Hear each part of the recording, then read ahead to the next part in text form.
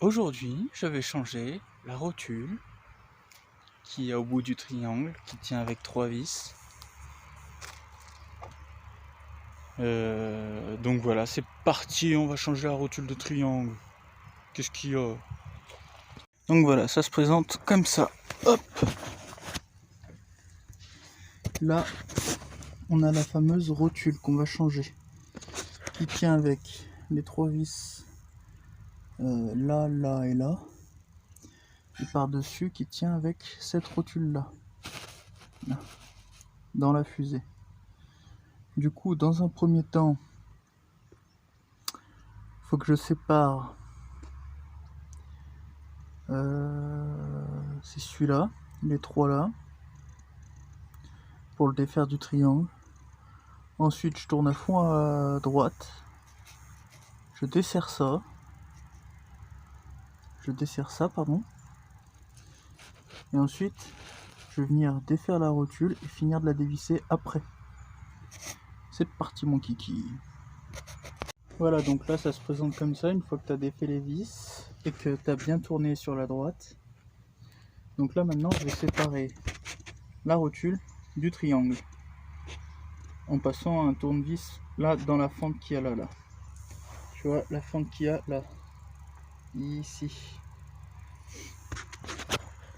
Bon, quand j'ai séparé, ça a fait ça, le triangle est remonté un peu à cause de la biellette.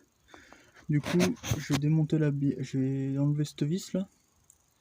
Comme ça, je pourrais baisser ça ou le monter, ou enfin, j'aurais plus de mouvement. Et est-ce que je déferais pas plutôt la rotule de direction là? Si on va faire comme ça, je vais défaire la rotule de direction qui est là. Donc je vais défaire ça. C'est parti. Pour te faciliter la tâche, prends une brosse métallique et tu vas venir frotter comme ça pour nettoyer tout ton filetage, pour que ça soit nickel. D'accord? Ensuite, pour te faciliter grandement la vie, tu retournes un bidon d'huile, tu ouvres, clac. Tu vois, il y a de l'huile dans le bouchon, du coup, vu qu'on a retourné, tu traînes ta brosse et tu viens graisser ton filetage. Voilà, comme ça.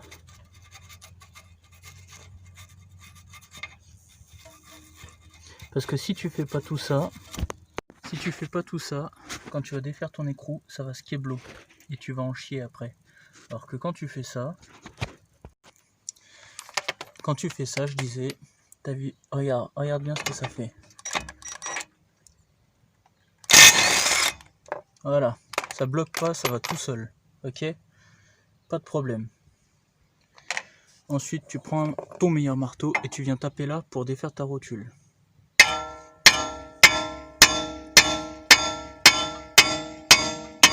Voilà. Toc. T'as vu? Voilà. Là, on est plutôt libre. Juste... Voilà.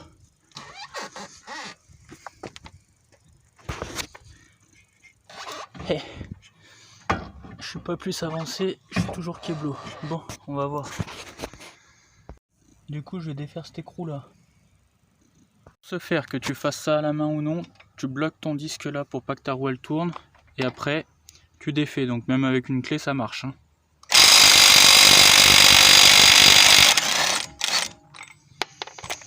Voilà. Là, je vais pousser ça pour tirer... remarque, ça va venir tout seul, non? Ok, ça vient pas tout seul. Bon, 2 petites secondes, faut que je bricole un peu. Voilà, ça s'en allait pas parce que t'as vu... Oh, allez, fais la netteté, c'est hyper rouillé. Que ce soit là ou là-bas. Tu vois là, c'est hyper rouillé. C'était collé limite. Donc bon, là maintenant, je vais défaire ça. Donc pareil, rebelote le truc du filetage. Je vais venir gratter avec ma brosse et mettre de l'huile.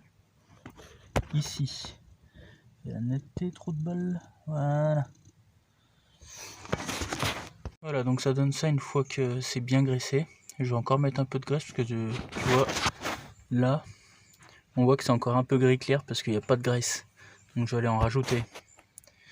Et ensuite, je vais prendre une clé à molette pour avoir plus de bras et je vais donner un bon coup avec le marteau et ça va se dégripper d'un coup d'un seul. Voilà, donc j'ai mis ma clé à molette là comme ça. J'ai donné un coup de marteau là, ici sur le bout jaune. Et regarde, tu vois, ça se défait tout seul. Sauf que j'ai pas remis d'huile, j'ai oublié. J'espère que ça va pas qu'il y ait de l'eau. Parce que ça, de ne pas mettre d'huile sur des trucs qui sont un peu pleins de terre, ça peut faire que ça bloque. Hein. Ça peut être la raison du pourquoi du comment. Donc là c'est défait. Les gens franchement, achetez-vous une péteuse électrique. L'argent que vous économisez en n'allant pas au garage, vous en mettez une petite partie pour vous acheter une péteuse électrique. C'est super agréable. Vous achetez cet outil, c'est genre je sais pas, l'ensemble batterie machin, ça doit être 150 balles. Ouais, je crois que j'ai payé genre 160, 160, ouais, dans ces eaux-là quoi. C'est un bon investissement, hein, franchement. Plutôt que de se faire chier tout le temps avec des trucs où vous devez forcer dans tous les sens. Vraiment là, c'est un bon truc. Hein. Bon, revenons à nos moutons. Là, tu vas venir frapper au marteau. Ici, pour faire tomber la biellette. Là. Tu vas venir taper là. Comme ça. Putain, j'arrive pas à viser avec le... Yo.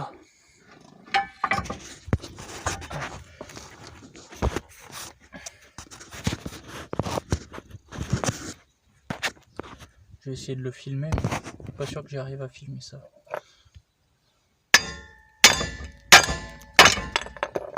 Voilà. Elle est là. Bon, et si je changeais le cardan en même temps pendant que j'y suis là? Je vais faire à la péteuse là toutes les vis. Et dans pas longtemps, parce que là mon cardan du coup il sort. Donc je vais faire ça. Comme ça j'aurai les deux cardans neufs. La biellette là que je change. Le support moteur là, la biellette anti-couple. Je serais vraiment bien. Et franchement, il est pas si mal que ça. Hein. Peut-être... Ah, ouais non, même pas, il est sale. Franchement, le mec, il m'a un peu dit de le changer pour rien. Parce que j'ai passé le contrôle technique, il me l'a mis en contre-visite, bâtard.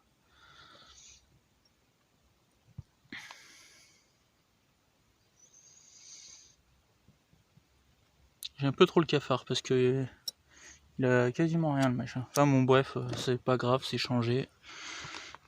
Yo oh. Allez, c'est reparti. Voilà, donc ça c'est le nouveau, ça c'est l'ancien. Nouveau, ancien. Avec les petits filets de protection. Donc surtout faut laisser ça. Ça là, faut le laisser pour le monter. Pourquoi je viens de te dire Pourquoi je viens de te dire laisse le riselant. Parce que cette coupelle là, quand c'est neuf, elle part toute seule. T'enlèves le riselant, tu galères pour mettre tout cet ensemble là sur la voiture. Alors que là,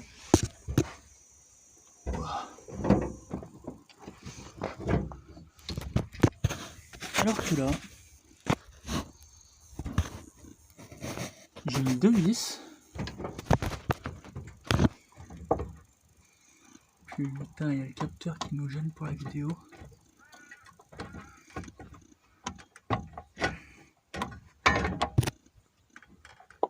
Voilà. Là, je coupe le riselant et je je le tire et ça c'est bon, du coup ça sera en place vu que j'ai mis déjà 2 vis qui sont là et là.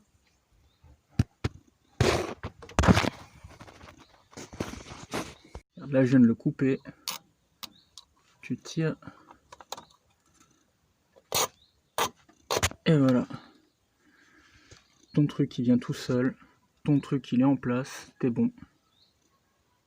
Putain, j'ai failli pas le filmer. Alors voilà, là j'ai mis le nouveau cardan, tu peux voir mes traces de paluche là sur tout le long de l'arbre parce que je l'ai tourné pour mettre les vis.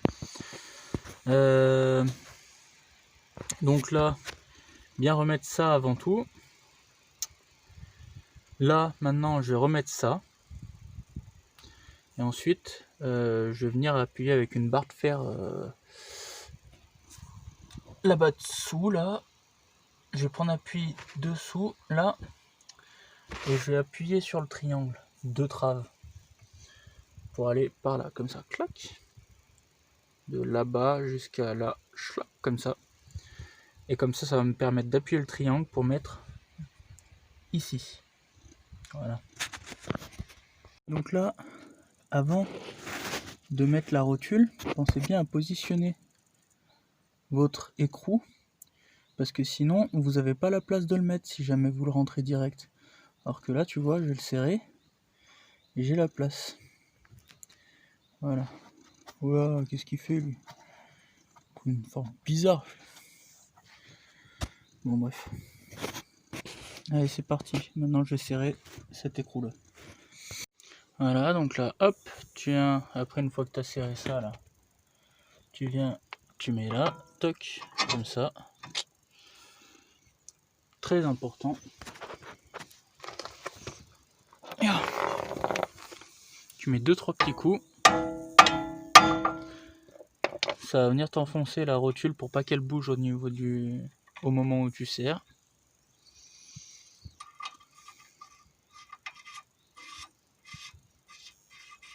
Tu laisses du jeu, tu vois, tu la montes pas au maximum de ce que tu peux faire avec tes doigts. Tu vois, là c'est le maximum, hop, je la mets là. Pour que quand tu serres à la péteuse, si tu serres à la main, va falloir que... Alors si tu serres à la main, va falloir que tu fasses ça, comme ça là.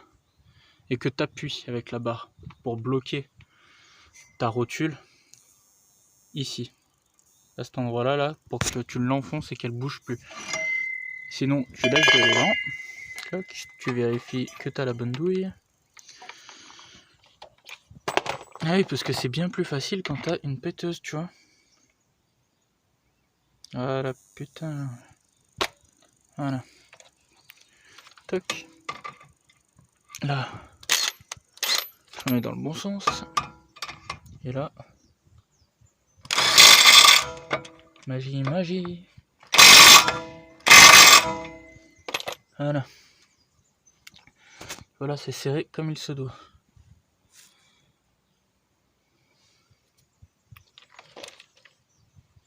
Je vais juste check à la main le serrage pour voir que ça bouge plus du tout.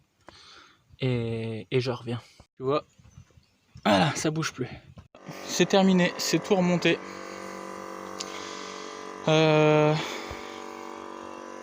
Tu l'as peut-être vu, c'est dégonflé. Du coup, t'entends là, il y a le compresseur qui est en route. Je vais remettre un coup d'air dans les pneus.